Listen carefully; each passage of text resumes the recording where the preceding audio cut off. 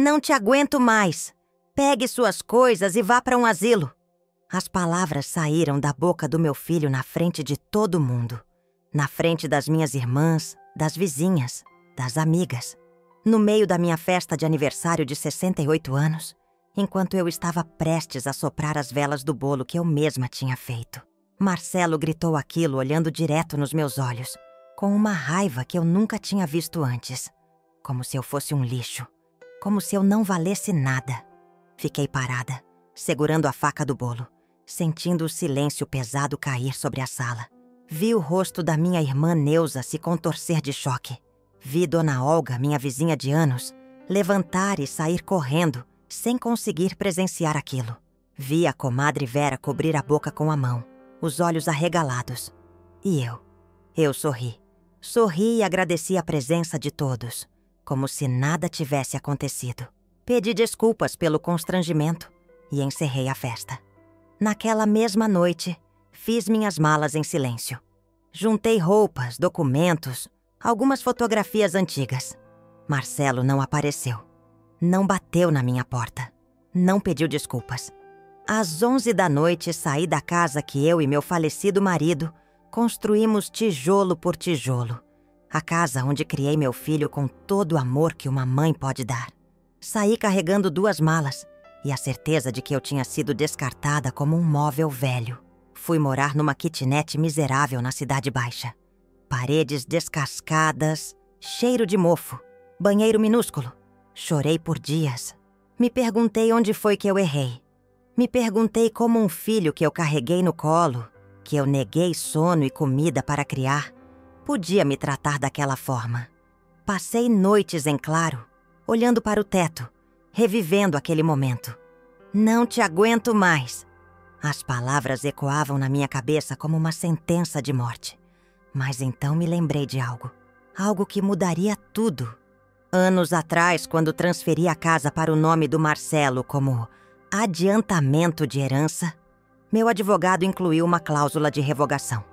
Caso a senhora se sinta lesada ou desrespeitada, pode reverter a doação, ele tinha dito. Na época me achei-se engraçado.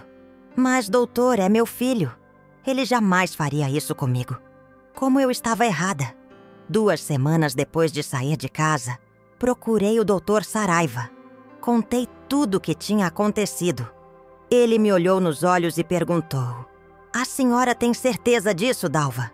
Segurei a caneta com mão firme e assinei o documento de revogação. Não era vingança. Era justiça. Era dignidade. Era o reconhecimento de que eu ainda importava. A carta foi enviada para o Marcelo. Nela informava que a casa seria revertida para meu nome e imediatamente doada para a Casa de Amparo Madre Teresa, uma ONG que acolhe para idosos abandonados. A mesma casa que ele achava que era dele. A mesma casa onde ele morava de graça há 5 anos, enquanto me tratava como um fardo. Quando Marcelo recebeu a carta, caiu de joelhos no meio da sala. Foi o que me contaram. Ele me ligou dezenas de vezes. Mandou mensagens desesperadas. Apareceu na casa da minha irmã aos gritos, querendo saber onde eu estava. Mas eu não atendi. Não respondi. Fiquei na minha kitnet, tricotando um cachecol cor de vinho, ouvindo rádio, vivendo em paz pela primeira vez em anos. Até que ele descobriu meu endereço. Bateu na minha porta num domingo de tarde, pálido, suado, os olhos vermelhos de tanto chorar. Abri devagar. Ele entrou e desabou no chão, chorando, implorando perdão. "Mãe, eu não sei o que deu em mim. Eu estava errado. Eu te amo. Por favor, cancela essa doação. A gente pode recomeçar." Olhei para aquele homem de 43 anos, de joelhos na minha frente, e percebi a verdade. Ele não estava ali por mim.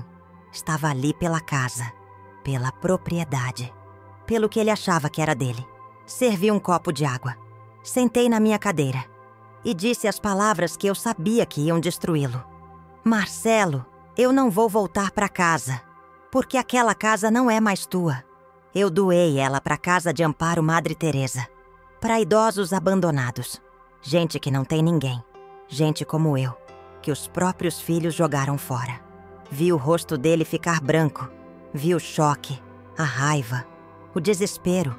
Mãe, tu não pode ter feito isso, sussurrou incrédulo. Eu fiz, e foi a melhor decisão que eu tomei. Ele me olhou com ódio, com mágoa, com ressentimento. Tu vai se arrepender disso, mãe. E saiu batendo a porta. Fiquei sozinha na kitnet tremendo. Chorei por tudo que perdi. Pela casa, pelo filho, pela ilusão de família. Mas também chorei de alívio, porque pela primeira vez em anos eu tinha me colocado em primeiro lugar. O que eu não sabia era que aquela decisão ia mudar tudo. Não só a minha vida, mas a dele também.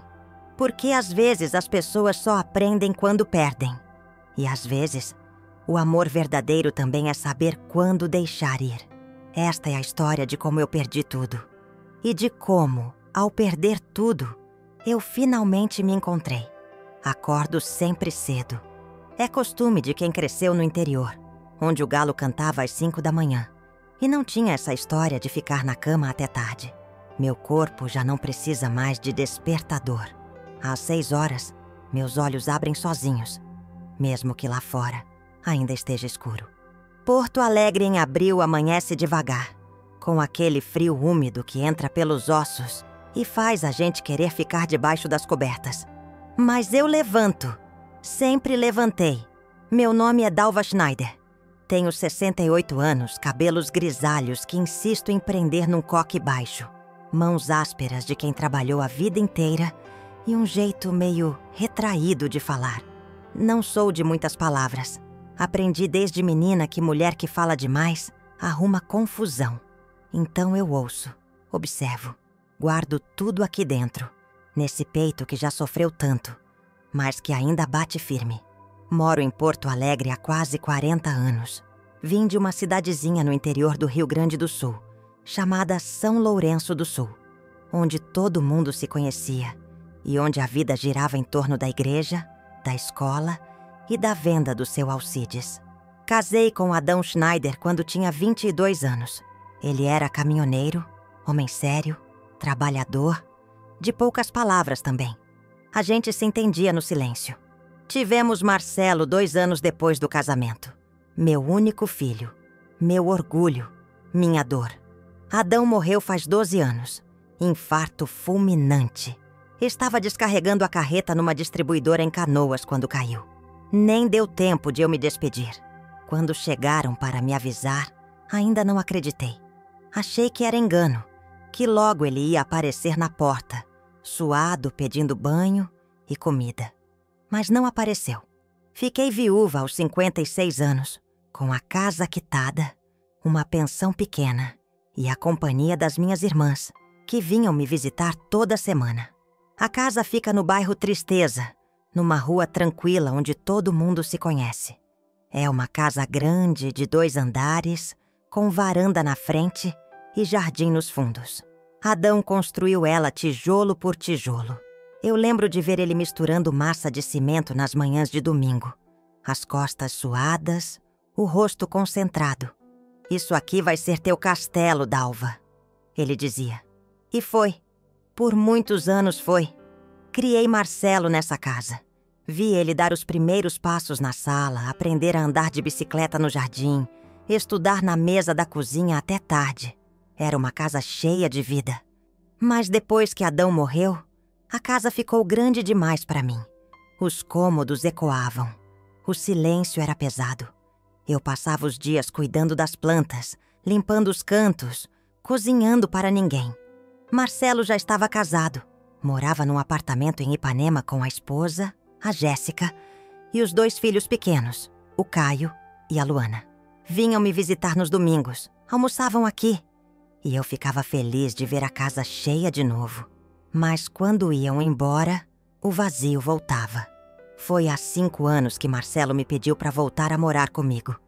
Ele tinha acabado de se divorciar. Jéssica tinha descoberto que ele estava com dívidas no nome dela, empréstimos que ele fez sem avisar, e pediu a separação. Marcelo apareceu na minha porta numa noite de inverno, com 2 malas e o rosto abatido. Mãe, eu posso ficar uns dias aqui? Claro que eu disse que sim. Era meu filho. Como eu ia negar? Os uns dias viraram semanas, depois meses, depois anos. Marcelo se instalou no quarto dele de adolescente. O mesmo quarto onde ele colava pôsteres do Grêmio e passava horas jogando videogame. No começo foi bom. Eu cozinhava para ele, a gente jantava junto, assistia televisão na sala. Ele reclamava do trabalho, da Jéssica, dos problemas com os meninos. Eu ouvia, sempre ouvi. Ele trabalhava numa empresa de logística, um trabalho burocrático que ele odiava. Passava o dia inteiro reclamando. Eu tentava animar ele. Fazia os pratos que ele gostava. Carreteiro, galeto com polenta, arroz de carreteiro, cuca de banana. Tá bom, mamãe, ele dizia. Mas o olhar era distante. Com o tempo, as coisas começaram a mudar. Marcelo foi ficando mais irritado. Reclamava de tudo. Se eu punha música no rádio de manhã, ele gritava que estava tentando dormir. Se eu convidava minhas irmãs para tomar chimarrão na varanda, ele bufava. Dizia que a casa estava sempre cheia de gente, que ele não tinha sossego.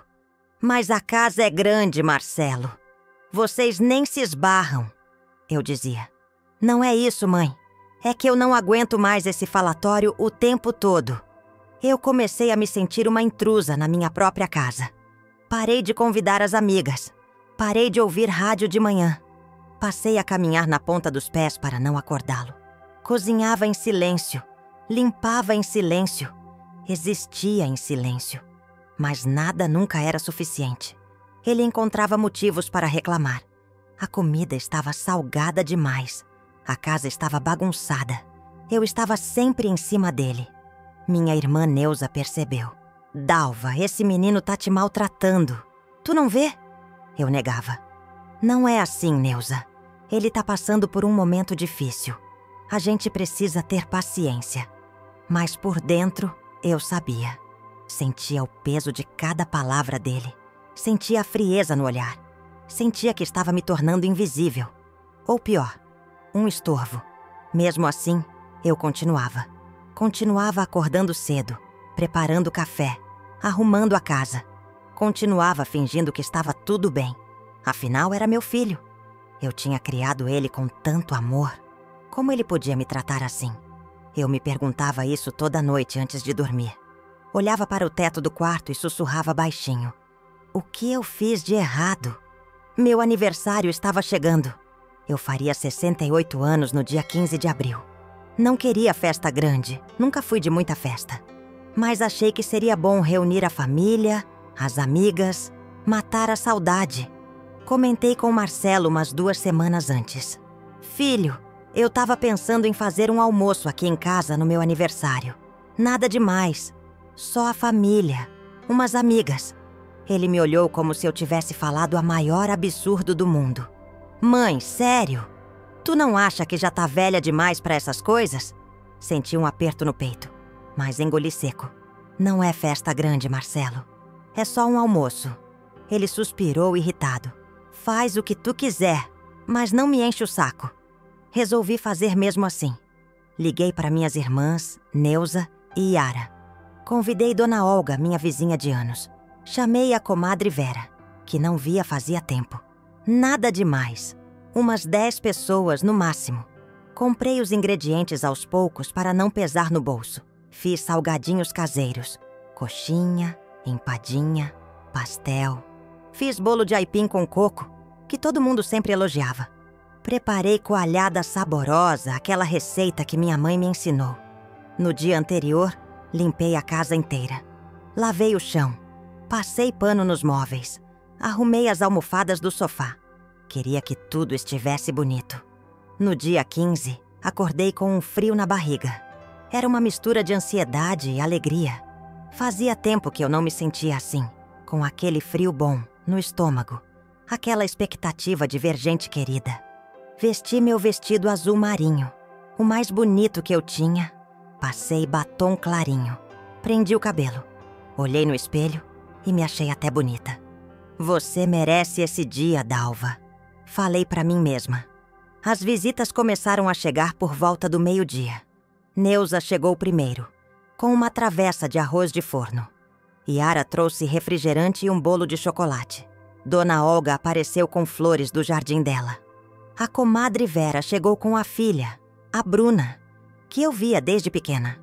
A casa começou a encher de vozes, de risadas, daquele calor de gente reunida. Eu me sentia leve, sentia que estava viva de novo. Marcelo estava no quarto desde cedo. Nem desceu para me cumprimentar. Só apareceu lá pela 1 da tarde, quando a gente já estava na mesa comendo e conversando. Ele desceu de bermuda e camiseta, com cara de poucos amigos. «Oi, tia!» cumprimentou Neuza seco. «Oi, pessoal!» Sentou na ponta da mesa, pegou um prato, se serviu sem falar nada. Eu tentei não ligar. Tentei focar nas conversas, nas histórias que a comadre Vera contava, nas risadas da Neuza. Mas sentia o olhar pesado do Marcelo o tempo todo. Ele estava incomodado. Eu sabia. Sentia aquela tensão no ar, como uma tempestade se formando. Chegou a hora de cortar o bolo. Neuza acendeu as velinhas. Todo mundo começou a cantar parabéns. Eu estava com os olhos marejados. Era um momento simples, mas significava tanto. Quando terminaram de cantar, agradeci a presença de cada um. Obrigada por estarem aqui comigo. Vocês não sabem o quanto isso significa. Ia soprar as velas quando Marcelo se levantou da cadeira com força, fazendo um barulho seco. Chega! Chega dessa palhaçada! O silêncio caiu como uma pedra. Todo mundo parou de se mexer. Olhei para ele sem entender. Marcelo, o que foi? Ele veio andando até a cabeceira da mesa, o rosto vermelho, os punhos cerrados. O que foi? O que foi, mãe? Eu não aguento mais isso. Não aguento mais tu. Essa casa cheia de gente velha fofocando. Esse cheiro de comida velha o tempo todo. Senti minhas pernas fraquejarem. Marcelo, por favor. Mas ele não parou. Continuou gritando, na frente de todo mundo. Eu tô cansado. Cansado de cuidar de ti, de aguentar tuas manias, teu chororô. Tu é um peso, mãe. Um peso que eu não aguento mais carregar.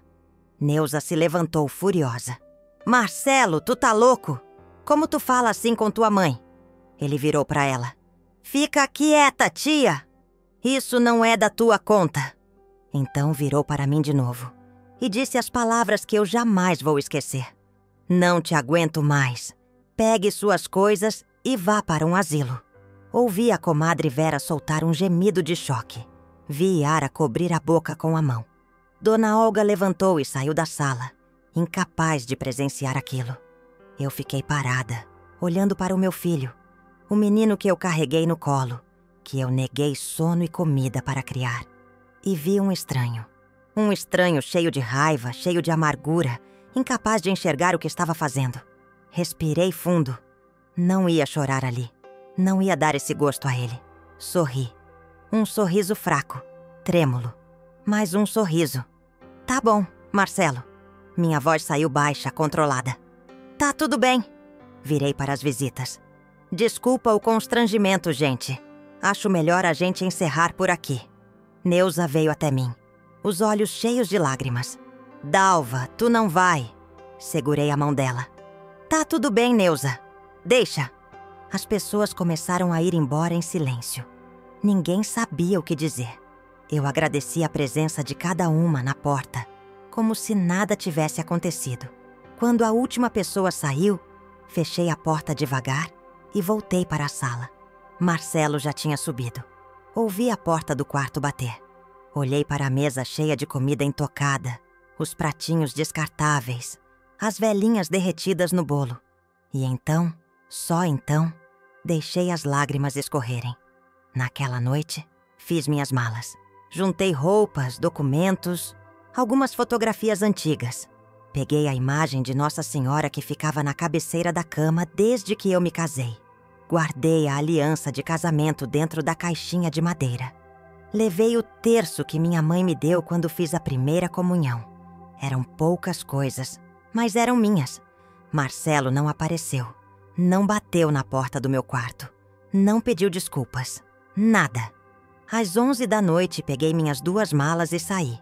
A rua estava vazia, iluminada apenas pelos postes amarelados. O vento frio de abril me cortava o rosto. Chamei um táxi pelo telefone e esperei na calçada, de pé, olhando para a casa onde vivi 40 anos. A casa que Adão construiu. A casa que deixaria de ser minha. Quando o táxi chegou, coloquei as malas no porta-malas e entrei. "Para onde, dona?" perguntou o motorista. Dei o endereço da Neuza, no Partenon. Enquanto o carro se afastava, olhei pela janela. Vi a luz do quarto de Marcelo acesa. E segui em frente, sem olhar para trás. Passei 3 dias na casa da Neuza. 3 dias chorando, dormindo mal, acordando no meio da noite com o coração apertado. Neuza não fez perguntas, só me abraçou quando cheguei. Preparou chá de camomila e me levou para o quarto de hóspedes. "Tu fica aqui o tempo que precisar, Dalva. Essa casa é tua também." Eu agradeci em silêncio, porque não conseguia falar sem desabar. O apartamento dela era pequeno, 2 quartos, sala e cozinha conjugadas. Ficava num prédio antigo na Avenida Ipiranga, com escada rangente e pintura descascada. Mas era acolhedor. Tinha plantas nas janelas, cheiro de café fresco de manhã. Aquela bagunça organizada de quem vive sozinha e não tem que dar satisfação a ninguém. Neuza era viúva também, mas diferente de mim. Ela tinha aprendido a gostar da própria companhia. "Tu precisa sair dessa, Dalva," ela disse no 3º dia, sentada comigo na mesinha da cozinha. "Não pode ficar dependendo desse menino ingrato. Tu tem que viver tua vida." Eu mexi o açúcar no café, olhando para o fundo da xícara. "Mas ele é meu filho, Neuza. Como eu vou simplesmente esquecer?" Ela segurou minha mão. "Ninguém tá pedindo pra tu esquecer, mas tu precisa se respeitar. O que ele fez foi horrível, inaceitável. Eu sabia que ela estava certa, mas havia algo dentro de mim que ainda resistia. Uma parte que queria acreditar que Marcelo ia ligar, ia pedir desculpas, ia parecer arrependido. Mas os dias passavam e nada. Nenhuma ligação, nenhuma mensagem, nada. Era como se eu tivesse deixado de existir. Comecei a procurar um lugar para morar. Não podia abusar da hospitalidade da Neuza para sempre. Ela dizia que não era abuso, que eu podia ficar quanto tempo quisesse. Mas eu sabia que precisava ter meu próprio espaço. Minha pensão não era grande, mas dava para alugar algo simples. Passei as manhãs olhando anúncios no jornal, ligando para imobiliárias, anotando endereços. Foi assim que encontrei a kitnet na Cidade Baixa. Era um prédio velho, de 4 andares, sem elevador. Paredes com infiltração, teto baixo, banheiro minúsculo. Mas a dona, uma senhora chamada Glória, era simpática. "É simples, mas é limpinho, dona Dalva. E o aluguel cabe no bolso." Eu olhei em volta. A janela dava para um pátio interno cheio de roupas estendidas. Dava para ouvir os vizinhos conversando, o barulho de panelas, uma criança chorando. Era tão diferente da minha casa espaçosa, do meu jardim, do meu silêncio. Mas era meu, e isso bastava. Assinei o contrato no dia seguinte. Paguei o 1º mês adiantado com o dinheiro que tinha guardado. Neuza me ajudou a comprar algumas coisas. Um colchão de solteiro, um fogão usado, panelas, pratos, copos. Fomos juntas no mercado público, naqueles boxes que vendem de tudo um pouco. Ela insistiu em pagar metade. "Não discute comigo, Dalva. Deixa eu ajudar." Aceitei com um nó na garganta. Me mudei numa terça-feira. Neuza alugou uma caminhonete pequena e levou minhas coisas. Subimos tudo pela escada. No 3º andar, eu já estava sem fôlego. "Vai ser bom pra ti isso aqui. Subir escada todo dia faz bem pro coração." Neuza brincou, tentando me animar. Eu sorri, mas por dentro sentia um vazio enorme. Nos primeiros dias sozinha na kitnet, pensei que ia enlouquecer. O silêncio era sufocante. Não tinha televisão, não tinha rádio. Só o barulho dos vizinhos atravessando as paredes finas. Eu passava as tardes sentada na única cadeira que tinha, olhando para a parede, pensando em tudo o que tinha acontecido. Pensava no Marcelo, na casa, no Adão. Pensava na minha vida inteira e me perguntava onde foi que eu errei. À noite eu rezava. Peguei o terço que tinha trazido comigo e comecei a rezar de novo, coisa que eu tinha abandonado fazia anos. Não sabia bem o que pedir.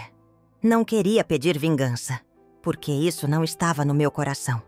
Mas também não sabia como pedir perdão para alguém que nem me pediu desculpas. Então, eu só rezava, deixando as palavras saírem sozinhas, pedindo força, pedindo clareza, pedindo que Deus me mostrasse o caminho. Foi numa dessas noites que me lembrei de algo. Um documento que eu tinha guardado anos atrás, numa pasta azul que ficava no fundo do meu armário. Levantei da cama, acendi a luz e comecei a revirar minhas coisas. Encontrei a pasta debaixo de um monte de roupas. Abri e lá estava a escritura da casa. Em 2018, eu tinha transferido a casa para o nome do Marcelo. Foi ideia dele. Mãe, é melhor tu fazer isso agora, enquanto tá viva. Evita problema de inventário, de imposto. É mais prático. Na época fazia sentido. Eu confiava nele. Era meu filho. Mas meu advogado, Dr. Saraiva, um homem sério que cuidava dos meus documentos desde que o Adão morreu, me alertou. Dalva, eu vou fazer o que a senhora pede, mas vou incluir uma cláusula de revogação. Caso a senhora se sinta lesada ou desrespeitada de alguma forma, pode reverter a doação. É uma proteção. Eu achei até engraçado na época. Mas Dr. Saraiva é meu filho. Ele jamais faria isso. Ele me olhou nos olhos. A gente nunca sabe, Dalva. É melhor prevenir.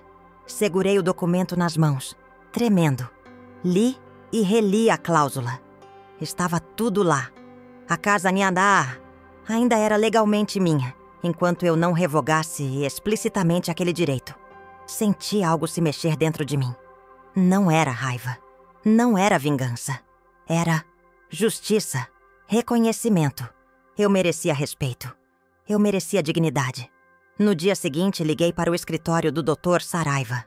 A secretária atendeu. Bom dia, aqui é Dalva Schneider. Preciso falar com o doutor. Ela me passou. A voz dele era calma, profissional. Dalva, que surpresa! Como está? Respirei fundo.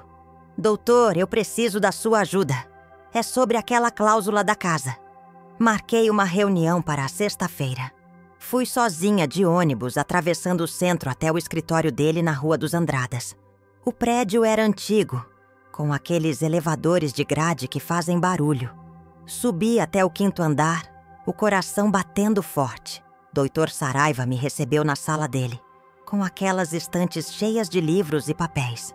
Ele devia ter uns 70 anos, cabelos brancos, óculos de leitura pendurados no pescoço. Me ofereceu café. Aceitei. Sentei na cadeira de frente para a mesa dele e contei tudo. Cada detalhe. A festa de aniversário, as palavras do Marcelo, a humilhação, a saída de casa. Ele me ouviu em silêncio, anotando algumas coisas. Quando terminei, ele tirou os óculos e me olhou. Dalva, a senhora tem certeza disso? Porque uma vez feito, não tem volta. A casa vai sair do nome dele.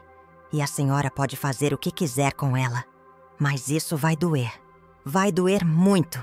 Senti as lágrimas queimarem nos olhos, mas não deixei cair. Eu tenho certeza, doutor. Eu não posso continuar sendo tratada assim. Eu mereço respeito. Ele assentiu devagar. Então vamos fazer o seguinte. Eu vou redigir uma carta formal, comunicando a revogação da doação. E a senhora pode escolher o que fazer com a propriedade. Vender, alugar, doar. Eu já sabia o que queria fazer. Eu quero doar para a Casa de Amparo Madre Teresa. Ele levantou as sobrancelhas. A ONG que cuida de idosos? Eu confirmei. Isso. Quero que a casa seja útil para quem realmente precisa. Dr. Saraiva redigiu a carta ali mesmo. Leu em voz alta para mim. Era formal, direta, sem rodeios. Informava Marcelo da revogação, explicava os termos legais e comunicava a intenção de doação. No final, havia um espaço para minha assinatura. Peguei a caneta. Minha mão tremeu, mas assinei. E quando a tinta secou no papel, senti algo estranho. Uma paz, Uma paz que eu não sentia fazia muito tempo. A carta vai ser enviada por correio registrado, explicou o Dr. Saraiva. Ele vai receber em uns 5, 6 dias. Agradeci, paguei os honorários dele e saí do escritório. Desci as escadas devagar, olhando pela janela para o movimento da Rua dos Andradas. Via as pessoas apressadas, os vendedores ambulantes, os ônibus passando. A vida continuava. E eu também ia continuar. Voltei para a kitnet no meio da tarde. Comprei um rádio pequeno numa loja de usados perto do mercado público.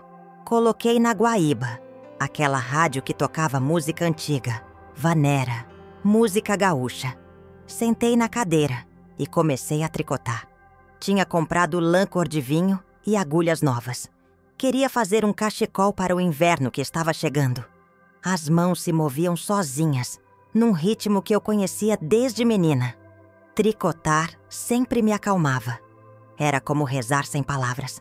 Passaram-se os dias. Eu caía numa rotina simples. Acordava cedo, fazia café, tomava sentada na janela olhando o pátio.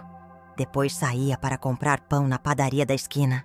Conversava com o seu Nilson, o padeiro, que sempre me tratava bem. Voltava, comia, limpava a casa. À tarde tricotava, ouvia rádio. Às vezes descia para sentar no banco da pracinha ali perto. Tinha uma igrejinha pequena na Rua Lima e Silva, a Igreja do Rosário. Comecei a ir lá de vez em quando, acender uma vela, ficar uns minutos em silêncio. Não pedia nada. Só agradecia por estar viva, por ter forças para continuar. Foi numa quinta-feira, 2 semanas depois de eu ter assinado o documento, que Neuza me ligou desesperada.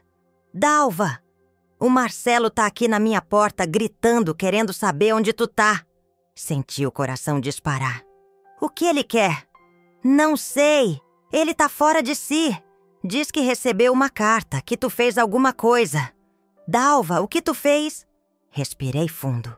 Diz pra ele que eu não quero falar com ele agora. Diz que eu tô bem, mas que eu preciso de tempo. Ouvi a voz do Marcelo ao fundo, gritando. Neuza tentava acalmá-lo, mas ele não ouvia. Dalva, ele tá muito alterado. Eu acho melhor tu não vir aqui por uns dias. Concordei. Desliguei o telefone e sentei na cama tremendo. Ele tinha recebido a carta. Agora ele sabia. Sabia que a casa não era mais dele. Sabia que eu tinha tomado uma decisão. E pelo jeito não tinha gostado nada. Nos dias seguintes, meu telefone não parou de tocar. Eram ligações dele. Dezenas. Eu não atendia. Ele mandava mensagens desesperadas. Mãe, pelo amor de Deus, atende o telefone. A gente precisa conversar.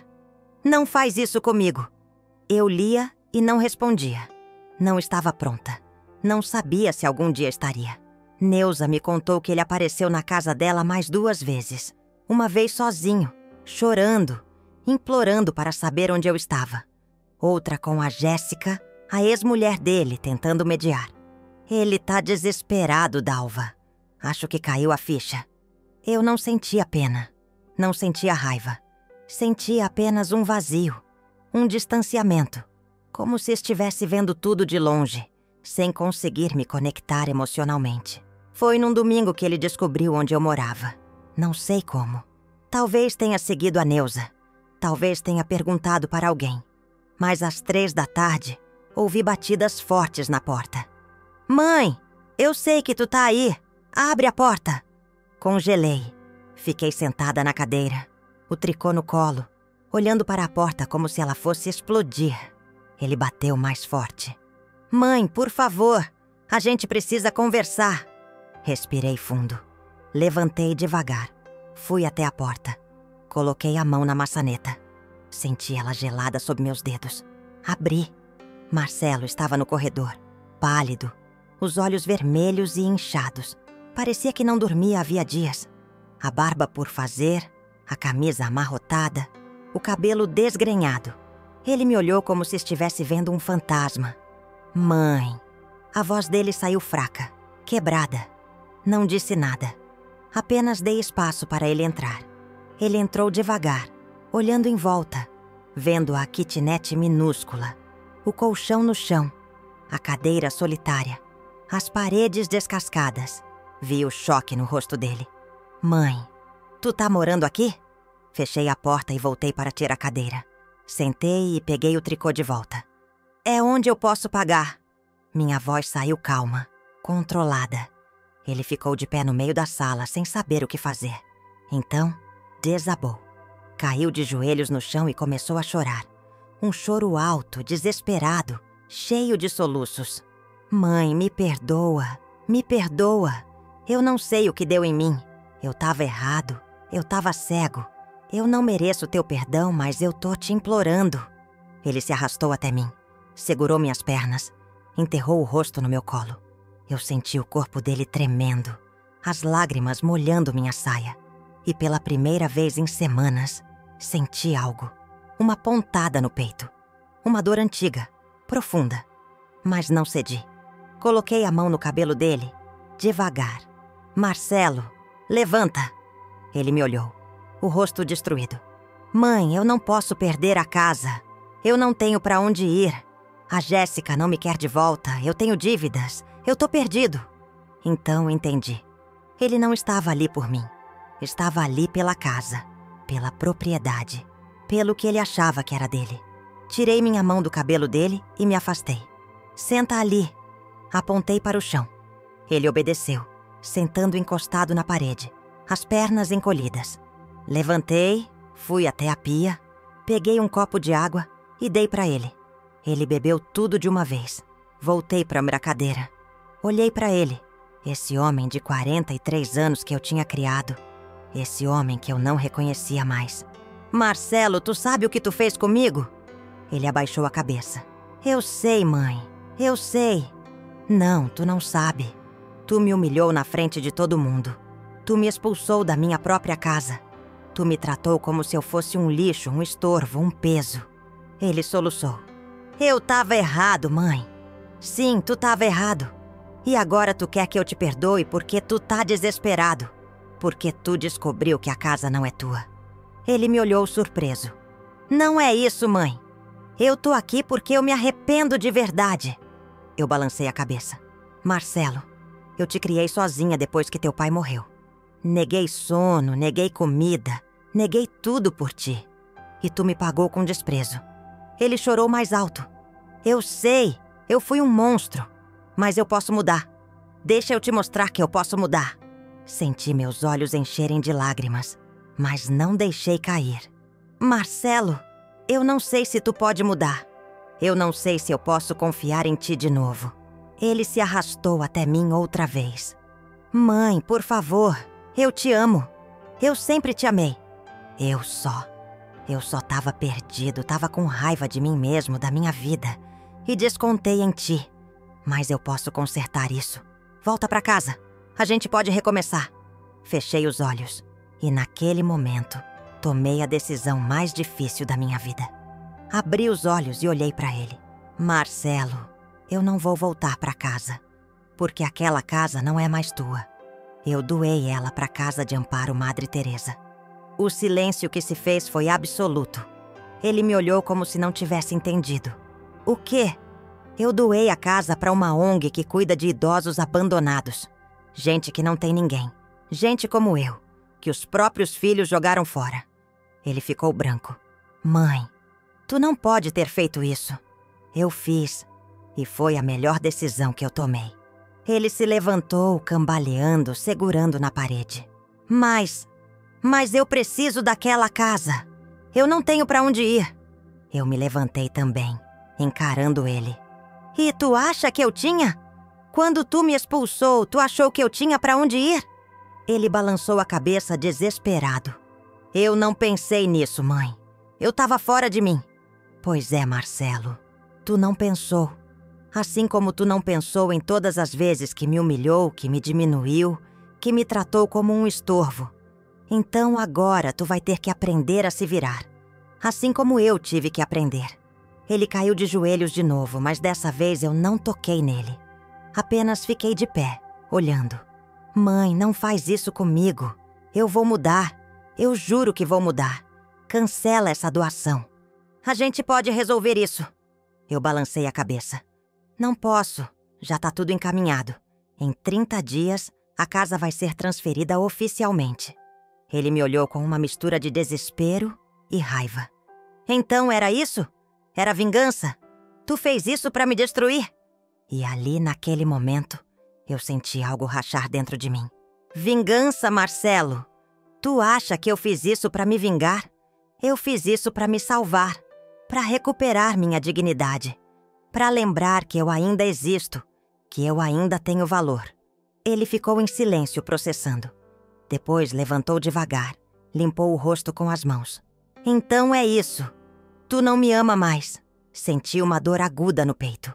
Eu sempre vou te amar, Marcelo. Tu é meu filho, mas amor não significa aceitar ser maltratada. Amor não significa abrir mão da minha dignidade.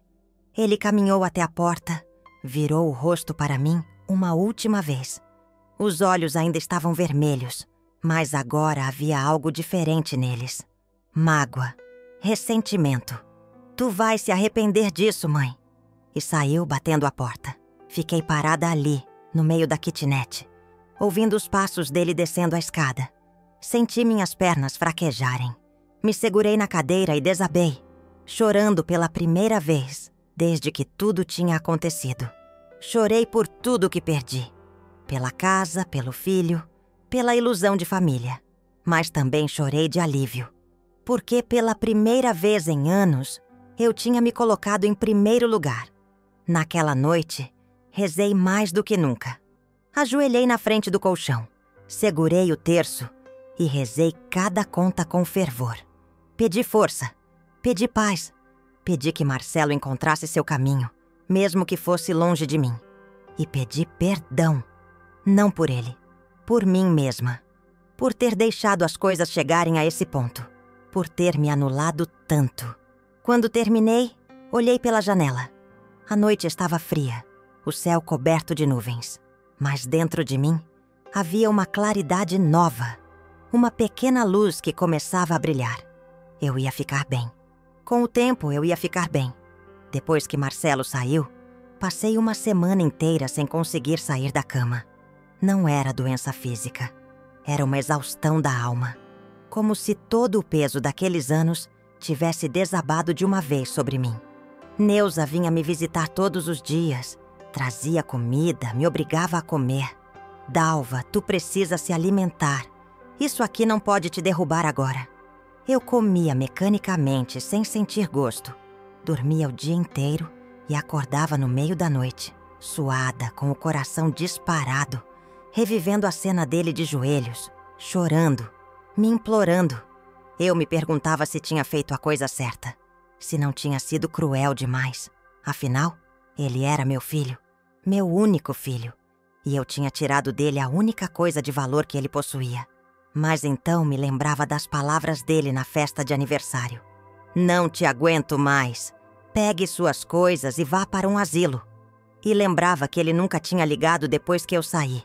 Nunca tinha perguntado se eu estava bem, se eu tinha onde dormir, se eu tinha o que comer. Ele só apareceu quando recebeu a carta, quando perdeu a casa. Essa lembrança me dava forças para continuar, porque eu percebi que tinha feito a coisa certa, não por vingança, mas por respeito próprio, por dignidade, por reconhecimento de que eu ainda importava. No 10º dia, consegui levantar, tomei banho, vesti uma roupa limpa, pentei o cabelo. Olhei no espelho e vi uma mulher cansada, com olheiras fundas, mas de pé, ainda de pé. Saí para caminhar. Desci as escadas devagar, sentindo as pernas fracas, e caminhei até a redenção. O Parque Farroupilha estava cheio naquela manhã de maio. Tinha gente correndo, crianças brincando, vendedores de pastel e churros. Sentei num banco perto do lago e fiquei ali, apenas observando. Vi uma mãe jovem brincando com o filho pequeno. O menino devia ter uns 3 anos, corria atrás dos pombos, ria alto. A mãe corria atrás dele rindo também, cheia de vida. Senti uma pontada no peito. Lembrei de quando Marcelo era assim, pequeno, inocente, cheio de alegria. Onde foi que tudo mudou? Em que momento ele deixou de me ver como mãe e passou a me ver como fardo? Fiquei ali até o sol começar a esquentar. Então levantei e voltei para casa. Parei na padaria do seu Nilson. Comprei pão francês quentinho. Ele sorriu para mim. Dona Dalva, fazia tempo que não vinha. Tava com saudade. Eu sorri de volta. Tive uns dias difíceis, seu Nilson. Mas tô voltando aos poucos. Ele embrulhou o pão com cuidado. A vida é assim mesmo, dona. Cai, levanta, cai de novo, levanta de novo. O importante é não desistir. Voltei para a kitnet com aquelas palavras ecoando na minha cabeça. O importante é não desistir. Comecei a criar uma rotina de novo. Acordava cedo, fazia café, comia pão com manteiga olhando pela janela. Depois limpava a casa, lavava a roupa, estendia no varal do pátio. À tarde tricotava. Já tinha terminado o cachecol cor de vinho e tinha começado uma manta. Não sabia para quem era. Talvez para mim mesma. Talvez para doar. Mas tricotar me acalmava. Era como meditar. Comecei a frequentar mais a igrejinha da Rua Lima e Silva. Ia às quintas-feiras na missa das 7 da noite. Era uma igreja pequena, simples, com bancos de madeira e imagens antigas. O padre era um homem velho, de voz mansa, que falava sobre perdão, sobre recomeços, sobre a misericórdia de Deus. Eu ouvia atenta, deixando as palavras entrarem em mim como bálsamo. Numa dessas missas, conheci Dona Irene. Ela sentou do meu lado e, no final, me cumprimentou. Boa noite. Primeira vez que te vejo por aqui. Eu sorri. Comecei a vir faz pouco tempo. Ela tinha uns 70 anos. Cabelos brancos presos num rabo de cavalo. Olhos azuis e vivos. Eu venho aqui toda quinta. É meu momento de paz. Você mora perto? Eu contei que morava na Cidade Baixa, a poucos quarteirões. Ela me convidou para tomar um chá na casa dela. Moro logo ali, na Rua General Lima e Silva. Se quiser, passa lá qualquer dia. Aceitei o convite na semana seguinte. A casa da Dona Irene era um sobrado antigo, com um jardim na frente cheio de hortênsias. Ela me recebeu com abolo de cenoura e chá de erva doce. Conversamos por horas. Ela me contou que era viúva também, que tinha 3 filhos, todos morando fora de Porto Alegre. Eles vêm me visitar 2 vezes por ano, Natal e aniversário. É assim mesmo. Os filhos crescem e vão viver a vida deles. Eu contei minha história. Não tudo, mas contei o suficiente para ela entender. Ela ouviu em silêncio, balançando a cabeça de vez em quando. Quando terminei, ela segurou minha mão. Dalva, tu fez o que tinha que fazer. Às vezes a gente precisa colocar limites, até com quem a gente ama. Isso não é falta de amor, é amor próprio. Senti os olhos encherem de lágrimas. Mas dói tanto, Dona Irene. Dói tanto que às vezes eu acho que não vou aguentar. Ela apertou minha mão. Vai aguentar sim, porque tu é forte. Mais forte do que tu imagina. A partir desse dia, Dona Irene se tornou minha amiga. A gente se via toda semana, às vezes na casa dela, às vezes na minha kitnet. Ela me ensinou a fazer crochê, me deu revistas de receitas, me levou para conhecer o grupo da terceira idade que se reunia no salão da igreja. Eu resistia no começo. Não sei se sou de grupo, Dona Irene. Mas ela insistiu. Vai lá só para conhecer. Se não gostar, não volta. Fui numa terça-feira à tarde. Eram umas 15 pessoas, na maioria mulheres. Mas tinha uns 3 homens também. Sentei no fundo, quieta, observando. Eles faziam artesanato, conversavam, riam. A coordenadora, Dona Lourdes, me viu e veio até mim. Seja bem-vinda. É a primeira vez? Eu confirmei. Ela me apresentou para todos, me deu material para fazer pintura em tecido. No começo eu mal falava, só ouvia. Mas aos poucos fui me soltando. Respondia perguntas, contava causos, até ria de vez em quando. Ali eu descobri que não estava sozinha. Tinha gente que tinha passado por coisas parecidas. Seu Otávio, viúvo de 72 anos, tinha sido abandonado pelos filhos num asilo e conseguiu sair de lá com a ajuda de uma assistente social. Dona Vera tinha se divorciado aos 60, depois de 40 anos de casamento abusivo. Dona Marta tinha perdido o único filho num acidente e estava aprendendo a viver de novo. Cada um tinha sua dor e cada um estava ali, tentando reconstruir. Foi num desses encontros que Dona Lourdes me perguntou: "Dalva, tu sabe costurar?" Eu contei que sabia um pouco. Minha mãe tinha me ensinado quando eu era menina. "A gente tá precisando de alguém para ajudar a fazer roupinhas para bebês prematuros. A gente doa pro Hospital Fêmea. Tu teria interesse?" Senti algo se acender dentro de mim. Uma vontade de ser útil, de fazer algo que importasse. Eu tenho, sim. Comecei a costurar. Passei as tardes fazendo macacõezinhos minúsculos, gorrinhos, sapatinhos de lã. Cada peça era feita com cuidado, com amor, pensando no bebê que ia receber.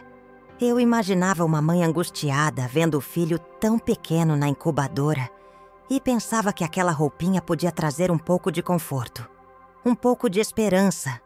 A vida foi tomando forma de novo. Devagar, muito devagar, mas ia tomando. Eu tinha minha rotina, minhas amigas, minha atividade. Tinha um propósito. Não era a vida que eu tinha antes, mas era uma vida minha, construída por mim, para mim. 2 meses depois da última vez que vi Marcelo, recebi uma ligação da Neuza. "Dalva, o Marcelo foi embora de Porto Alegre." Senti o coração apertar. "Como assim foi embora?" "Ele arrumou um emprego em São Paulo. Vai trabalhar numa empresa de transportes. Disse que precisa recomeçar, que aqui não tem mais nada para ele." Fiquei em silêncio. Neuza continuou. "Ele me pediu para te dar um recado. Disse que ainda tá com raiva de ti, mas que algum dia talvez ele consiga entender." Desliguei o telefone e sentei na cadeira. Marcelo tinha ido embora. Meu filho tinha ido embora sem se despedir, sem pedir perdão, sem tentar de novo. Chorei. Chorei porque ainda doía, porque ainda tinha uma parte de mim que esperava um milagre, que esperava que ele voltasse, diferente, transformado, pronto para reconstruir. Mas não voltou. E talvez nunca voltasse. Naquela noite, rezei por ele. Pedi que Deus o protegesse, que o guiasse, que o ajudasse a se encontrar. E pedi forças para aceitar que essa era nossa história. Que nem todas as histórias têm finais felizes. Que às vezes o amor não é suficiente. E que tudo bem. Porque o amor verdadeiro também é saber quando deixar ir. Os meses foram passando. O inverno chegou com força. Aquele frio de rachar que só Porto Alegre conhece. Eu usava o cachecol que tinha tricotado, me agasalhava bem e saía para as caminhadas na Redenção. Gostava de ver as árvores sem folhas, nuas, esperando a primavera. Me identificava com elas. Nua, despida de tudo que achava que era, esperando brotar de novo. A doação da casa foi concluída em julho. Dr. Saraiva me ligou para confirmar. "Dalva, está tudo finalizado. A Casa de Amparo Madre Teresa é agora a proprietária legal da casa." Eles ficaram muito gratos. Disseram que vão transformar em um lar de acolhimento para idosos. Senti um misto de alívio e melancolia. Aquela casa tinha sido minha vida, mas não era mais. E estava bem assim. Fui visitar a casa uma última vez. Peguei o ônibus até o Tristeza. Desci na parada de sempre. Caminhei as 2 quadras. Parei na frente do portão. A casa estava vazia. Tinha uma placa da ONG na frente. Fiquei ali, olhando, lembrando. Lembrei do Adão construindo, do Marcelo pequeno brincando no jardim, das tardes de chimarrão na varanda com minhas irmãs. Lembrei de tudo que vivi ali. E então, em voz baixa, disse: "Obrigada. Obrigada por ter me abrigado. Agora vai abrigar outras pessoas. Pessoas que precisam." E me despedi. Voltei para a kitnet mais leve, como se tivesse fechado um ciclo. A primavera chegou. Porto Alegre se encheu de flores, de cor, de vida. Eu também estava diferente. Tinha engordado uns quilinhos. O rosto estava menos cansado. Os olhos tinham voltado a brilhar. Eu sorria de novo. Ria de novo. Vivia de novo. Foi em outubro que recebi uma carta. Reconheci a letra na frente do envelope. Era do Marcelo. Minha primeira reação foi não abrir. Deixei ela em cima da mesinha por 3 dias, olhando de vez em quando, sem coragem. Até que numa manhã, decidi. Abri. A carta era curta. Ele contava que estava bem em São Paulo, que o trabalho era puxado, mas estava conseguindo se estabilizar. Contava que tinha começado a fazer terapia, que estava tentando entender o que tinha acontecido. E no final, ele escreveu: Mãe, eu ainda não consigo te pedir perdão, porque eu não sei se mereço ser perdoado, mas eu quero que tu saiba que eu penso em ti todos os dias e que eu tô tentando ser uma pessoa melhor. Não sei se um dia a gente vai conseguir se reencontrar, mas eu espero que tu seja feliz. De verdade, porque tu merece. Marcelo. Segurei a carta com mãos trêmulas. Não era o pedido de perdão que eu queria, mas era um começo, um reconhecimento, uma tentativa de ponte. Dobrei a carta com cuidado e guardei na gaveta. Talvez um dia eu respondesse. Talvez não. Mas saber que ele estava tentando já era alguma coisa. Passei meu aniversário de 69 anos de um jeito completamente diferente. Dona Irene organizou uma festinha surpresa no salão da igreja. Tinha bolo, salgadinhos, refrigerante. Tinha o grupo todo da terceira idade. Neuza, Yara, Dona Olga, a comadre Vera. Todo mundo que importava. Cantaram parabéns, me abraçaram, me encheram de presentes simples, mas cheios de carinho. Uma xícara com desenho de flor, um chale de crochê, um vasinho de suculenta. Quando fui soprar as velas, olhei em volta. Vi aqueles rostos, aquelas pessoas que tinham me acolhido, me ajudado a reconstruir. E percebi que tinha ganhado uma nova família. Uma família que eu escolhi e que me escolheu de volta. Soprei as velas e pedi apenas uma coisa: paz. Paz para mim. Paz para o Marcelo. Paz para todos que carregam dores. À noite, quando voltei para a kitnet, sentei na janela, olhando as estrelas. Porto Alegre estava quieta naquela noite de abril. Ouvi o barulho dos carros ao longe, o latido de um cachorro, o vento batendo nas janelas. E senti gratidão. Gratidão por estar viva, por ter forças para recomeçar, por ter descoberto que eu era muito mais do que achava que era. Peguei o terço na mesinha de cabeceira e comecei a rezar. Não pedia mais nada, só agradecia. Agradecia cada dia, cada respiro, cada recomeço. Quando terminei, deitei na cama e fechei os olhos. E pela primeira vez em muito tempo, dormi tranquila, sem pesadelos, sem culpa, sem medo. 3 anos depois, eu estava no salão da igreja, ajudando a organizar o bazar beneficente, quando meu telefone tocou. Era um número desconhecido de São Paulo. Atendi com cautela. Alô? A voz do outro lado era hesitante, mas conhecida. Mãe, sou eu. Meu coração parou por um segundo. Marcelo? É, eu. Eu sei que faz tempo. Eu sei que eu não tenho direito de ligar assim. Do nada. Mas eu precisava falar contigo. Ele pausou. Ouvi ele respirar fundo. Eu queria te pedir desculpas. De verdade. Não tem justificativa pro que eu fiz. Não tem. Mas eu queria que tu soubesse que eu tô diferente. Fiz terapia por 2 anos. Consegui organizar minha vida. E mais importante, consegui entender o quanto eu te magoei. O quanto eu fui cruel. Fiquei em silêncio, sentindo as lágrimas escorrerem. Ele continuou. Eu não tô pedindo pra tu me perdoar. Nem tô pedindo pra gente voltar a ser como era. Eu só queria que tu soubesse que eu reconheço meu erro. E que tu tinha todo o direito de ter feito o que fez. Tu me ensinou uma lição que eu precisava aprender. Que as pessoas não são nossas propriedades. Que respeito não é opcional. Respirei fundo. Limpei as lágrimas. E disse com a voz embargada. Obrigada, Marcelo. Obrigada por reconhecer. Isso significa muito pra mim. Ele soluçou do outro lado. Tu me perdoa? Fechei os olhos. Pensei em tudo que tinha vivido. Na dor, na reconstrução, na força que descobri dentro de mim. E respondi: eu te perdoo, filho, mas as coisas não vão voltar a ser como eram. A gente vai precisar construir uma relação nova, com respeito, com limites, com honestidade. Eu entendo, mãe. Eu entendo e aceito. Eu só queria ouvir tua voz e dizer que eu te amo, que eu sempre te amei, mesmo quando fui um monstro. Eu também te amo, Marcelo. Sempre vou amar, mas agora eu também me amo. E isso muda tudo. Conversamos por mais uns minutos. Ele contou que estava namorando uma mulher chamada Ana, que tinha retomado contato com os filhos, que estava reconstruindo sua vida.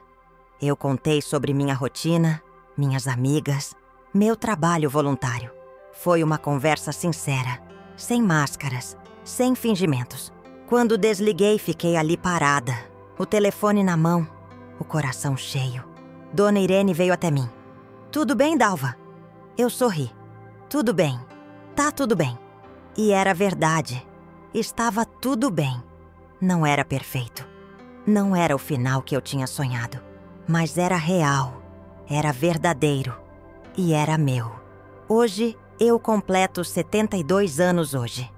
Estou sentada na varanda da casa que aluguei ano passado. Um lugar pequeno, mas confortável no bairro Auxiliadora. Tenho um jardim onde planto temperos e flores. Tenho minhas amigas que vêm tomar chimarrão todo sábado. Tenho meu trabalho voluntário, minhas costuras, meu crochê. Tenho minha vida. Marcelo vem me visitar 2 vezes por ano. A gente ainda está construindo essa nova relação. Ainda tem feridas. Ainda tem silêncios desconfortáveis. Mas tem também respeito. E isso, para mim, já é muito. Olho para a foto que tenho na estante. Sou eu, Dona Irene, Dona Lourdes e mais umas amigas, todas sorrindo, numa viagem que fizemos para Gramado no ano passado. Olho para aquela mulher de cabelos brancos, rugas no rosto, sorriso genuíno e me reconheço. Me reconheço de verdade. Já não sou a Dalva que acordava com medo de incomodar, que se anulava para agradar, que achava que seu único valor estava em servir. Sou a Dalva que aprendeu a dizer não, que aprendeu a colocar limites, que aprendeu que amor próprio não é egoísmo, é sobrevivência. Pego o cachecol cor de vinho que tricotei anos atrás. Está velho, desbotado, mas ainda me aquece. Enrolo no pescoço e saio para caminhar. As ruas de Porto Alegre estão vivas, cheias de gente, de som, de movimento. E eu faço parte disso. Eu existo. Eu importo. Passo em frente à casa de amparo Madre Teresa. A casa onde vivi por tantos anos agora abriga 12 idosos. Tem uma rampa de acesso, um jardim bem cuidado, cortinas coloridas nas janelas. Vejo uma senhora sentada na varanda, tomando chimarrão, olhando para a rua. Ela me vê e acena. Eu aceno de volta. E sigo em frente, porque a vida continua. E eu também. Epílogo. Se alguém me perguntasse o que aprendi com tudo isso, eu diria: aprendi que dor não é desperdício. Que cada quebra nos reconstrói de um jeito diferente. Que a gente não precisa aceitar migalhas quando merece o pão inteiro. Que perdão é importante, mas respeito próprio é essencial. Aprendi que família não é só sangue. É escolha, é presença, é cuidado mútuo. E que quando a família de sangue falha, a gente pode construir uma nova. Uma que nos vê, nos ouve, nos valoriza. Aprendi que nunca é tarde para recomeçar. Que aos 68, 70, 80 anos, a vida ainda pode surpreender. Ainda pode florescer. Ainda pode ser boa. E mais importante, aprendi que eu sou suficiente. Sozinha. Por mim mesma. E que isso, por si só, já é uma vitória. Então, se você está lendo isso e se identifica, se está passando por algo parecido, saiba, você também é suficiente. Você também merece respeito. Você também merece recomeçar. Não importa quantos anos você tem. Não importa quantas vezes você caiu. O que importa é que você ainda está aqui. Ainda respira. Ainda tem chance. E enquanto há vida, há esperança. Eu sou Dalva Schneider. Tenho 72 anos. Moro em Porto Alegre. E sou livre. Agora. E sempre. Não te aguento mais. Pegue suas coisas e vá para um asilo, disse meu filho durante a festa de meu aniversário. 2 semanas depois ele recebeu uma carta. E quando leu, caiu de joelhos.